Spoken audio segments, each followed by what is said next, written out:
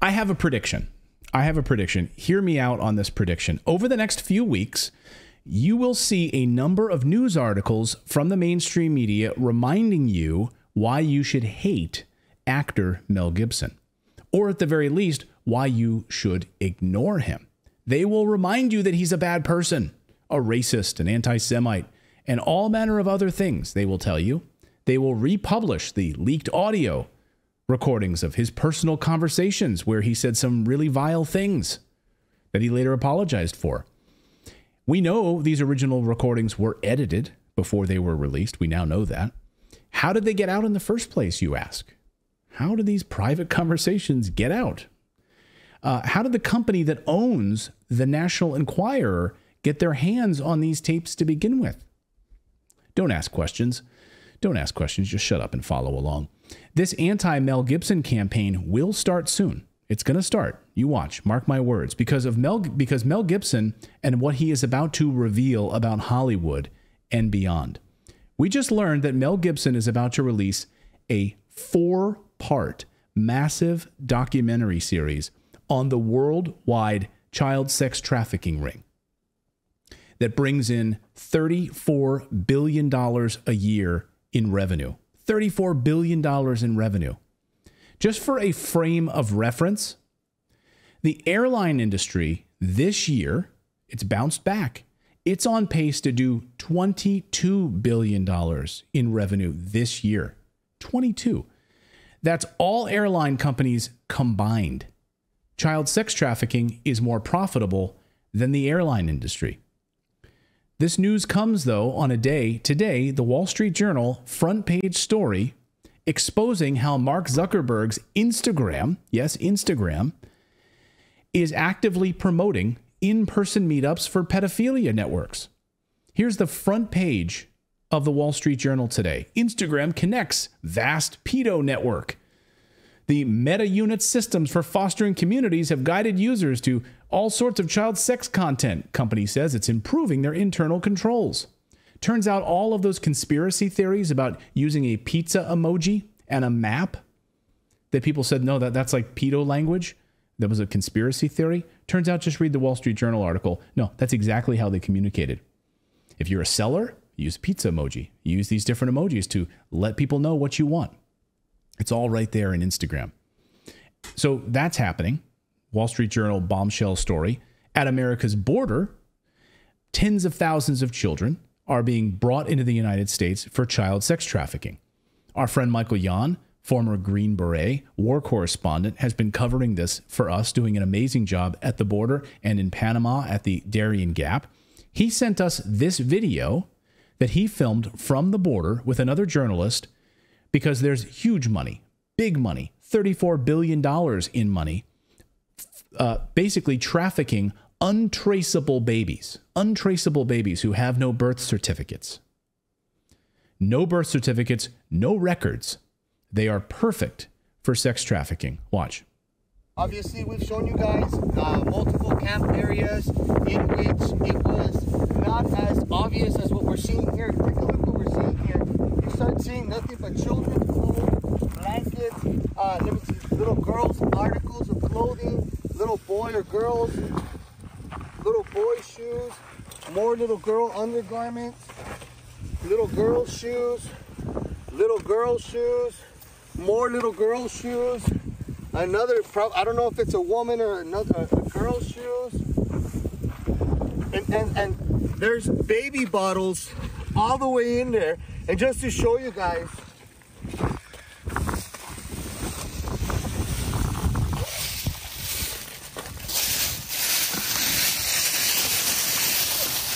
there's multiple baby bottles in here, baby formulas, little girl jackets.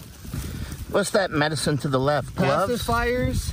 That's not a pacifier. That's a diva cup. Latex gloves. Like, they had tons of kids in here, guys. Tons of babies in here, wrapped in blankets. Their evidence is here.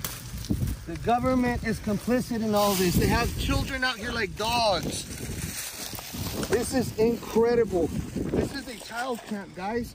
You can't tell me that what we're seeing here and showing you guys This is a child camp. This is a child in camp. Look, Infamil. Somebody's bringing them Infamil all the way out here to maintain these children before they get trafficked into the thirsty United States of America. Let that sink in for a second. Makes me want to cry. Oh. What he just called a pacifier was actually a menstrual cup that he just flung around. So, I mean, these are young, young people. Yeah. So this is happening in the United States. The United States, the biggest purveyor of this, one of the biggest purveyors of this. Here is a former CIA agent explaining exactly how all of this works and why it's so profitable and basically untraceable. These children are not just kidnapped and in some cases bred by families as a cash crop. We have people in the United States of America that breed children in order to sell them. And when they are sold, they come without birth certificates, which means it's easier to kill them and have no one ask where they are. We're also importing children by the plane load. Again, children who have no documentation. It's not just child slavery or child sex abuse. It's also child torture, because you have adrenalized blood. You have the whole blood drinking ceremony of the satanic world. And then you have ritual ceremonies and ritual murder, as well as incidental murder. The other working assumption is how long do these children survive within this system? What I am hearing from the witnesses that I've talked to is 2 years. It may be longer. It may be 4 years, it may be 6 years, but by and large, these children are so abused. I mean, we're talking rapes by the hour and so forth, that they reach their expiration date within 2 years. And then they're murdered with impunity, or they're ritually murdered if that's what they've been bred for. What? And you hear this from multiple CIA agents who've worked on these cases where they basically, and former FBI agents that we've spoken to here on this show who've infiltrated these cells and they've infiltrated these like chat rooms where they've tracked these people and then captured them. They show up at like little girls' homes anyway, awful stuff. Now, even before the racist Mel Gibson audio tapes were released, Mel Gibson was starting to expose Hollywood's dark side, the seedy side of Hollywood, and the children and these sex parties that had long been rumored in Hollywood, these $1 million to be accepted into these certain clubs in Beverly Hills. Oh yeah, they're there. They're real. The sacrifices. Yes, the sacrifices, real. Gibson started to expose this slowly in some interviews. Here's just one example. This one's fairly tame for television. A gut full of the whole industry. I mean, it's a very strange place, Hollywood. But it's an odd place. And you imagine all these horror stories there that you think, boy, it seems as if I'm being sacrificed over here. No, that couldn't be true. And then you realize that it is true. And you have to, I just left for a while and took a couple of years off, bought a place down in Australia and started digging holes and putting up fences and birthing cattle and all this kind of stuff. And it was fun, you know, it was fun. It was great, and it was a good breather, you know. Yeah. And then, of course, the comeback, what a comeback, Lethal Weapon. Yeah. You know, it wasn't bad, was it? Yeah, it was all right. Yeah. So he comes back, yeah, and let's, you know, he just switches gears and let's just talk about the movies again. That's why you're here. Let's talk some fun stuff here. You were about to reveal some dark stuff about Hollywood and why you left and went back to Australia. You can't say that kind of stuff. You'll be pushed out, right? You'll be pushed out and you'll be defamed. And Gibson was, of course, destroyed. And now that these racist rants were exposed, who would possibly take him seriously after that, right? After those tapes were leaked. And Hollywood went on to survive another day. And we now know that a big portion of this new Mel Gibson documentary, this 4-part documentary, will center around Ukraine and Ukraine's child trafficking operation. And this is not just 10 kids, 100 kids, more than 10,000 kids, at least in Ukraine, sold off to be, quote, harvested Yes, harvested, the words they use. Those are the words they use, not mine. Those are the words they use. And they take advantage of these situations, war zones, hurricanes, earthquakes, etc.